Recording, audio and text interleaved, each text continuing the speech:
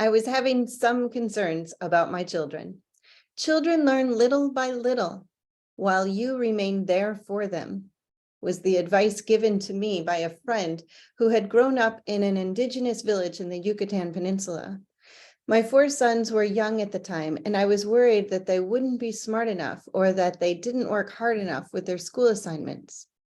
I know this is a worry many parents have from time to time about their children, and I was concerned that my presence as their parent and as their first educator wouldn't be enough.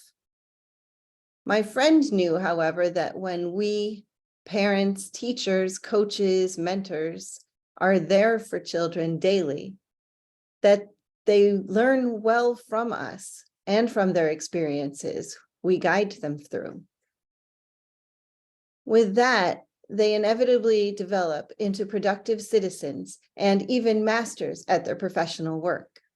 As an observer of education for the last 3 decades, I've come to be certain that among the many important aspects established for successful educational systems, teachers are critically necessary to the learning process.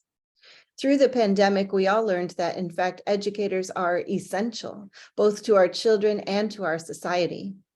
They constantly show up to be there for their students, even through the dangers of potential illness infection.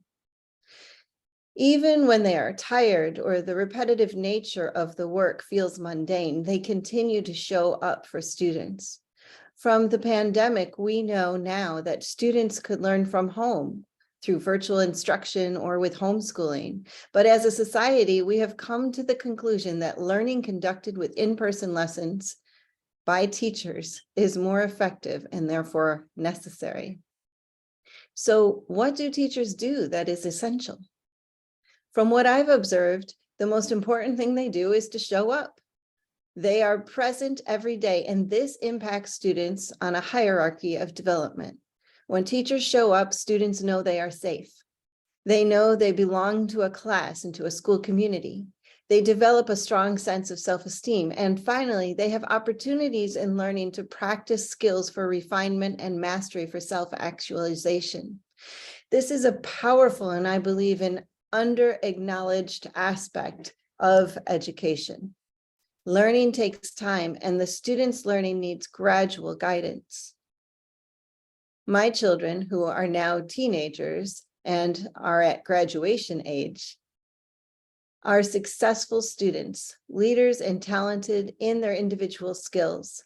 Many days over the last 19 years, I have not always been sure I was making enough of an impact on their learning, but I have been here for them. Sometimes I've offered them explicit lessons or homework help, but most often my influence over them has been through modeling. They observe me focused on my professional work and at home working on math for the household budget and reading for relaxation. In addition to being a role model and offering them specific assignment assistance, I'm here when they have questions, when they work out a problem they're trying to solve, or to listen when they have an explanation of something they want to explore. More often than not, it is simply my presence that is supporting their learning. Teachers, of course, have specific subject area training and offer plenty of explicit lessons. Yet it is their presence and their relationship building with students to address their specific needs that makes the real impact on learning. They show up and are there for each student every day over years and years while their students learn little by little. This is something to appreciate.